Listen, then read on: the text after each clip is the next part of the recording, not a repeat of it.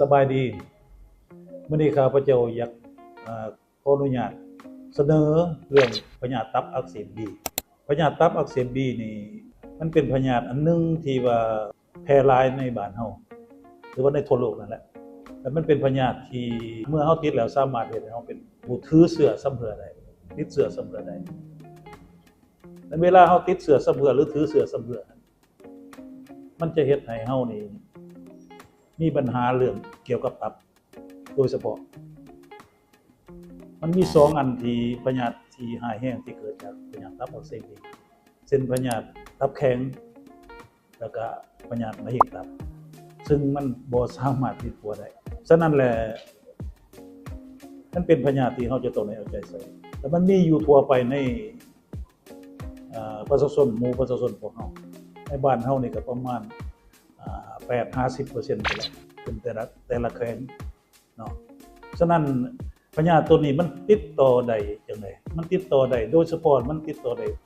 ทางเลือดนี่มาจังได๋ทางเลือดตัวอย่างว่าแม่ติดเชื้อนี่สามารถส่งให้ลูกได้เวลาเกิดอันที่2นี่สามีสามารถติดเชื้อให้ภรรยาได้ถ้าผู้ใดผู้หนึ่งมีเชื้ออันที่3นี่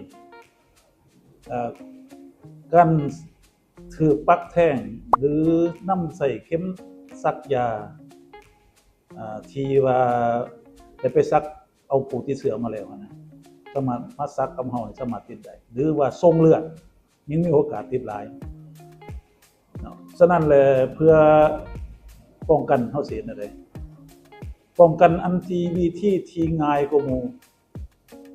และก็มีประสิทธิภาพกว่าหมู่เกือบกันได้เกือบ 100% ก็คือยาวัคซีนเพราะปัจจุบันพวกเฮามียาวัคซีนกันพยาธิตับอักเสบบีแต่พวกเฮาจะต้องได้ซักคุกให้ได้3เข็ม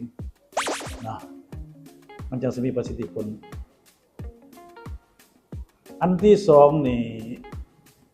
ถ้าเฮาติดแล้วเฮาจะเฮ็ดจังได๋เฮาติดแล้วเฮาต้องได้ไปพบแพทย์ที่เชี่ยวชาญนั่นแหละเนาะและปัจจุบันมันมียาที่เฮาสามารถกินและควบคุมไวรัสและบ่เฮ็ดให้เฮาสามารถกลายเป็นพยาธิตับแข็งและมะเร็งตับได้แต่อันสำคัญยาดังกล่าวนี้ยังบ่สามารถเฮ็ดให้พวกเฮาหายขาดจากพยาธินี้ได้เนาะบ่ได้กินยาก็ต้องได้กินยาไปตลอดชีวิตรอท่ายาขนาดใหม่มันมาเวลานั้นมันจะปวดได้หายขาดได้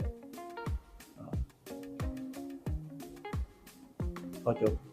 ขอบใจ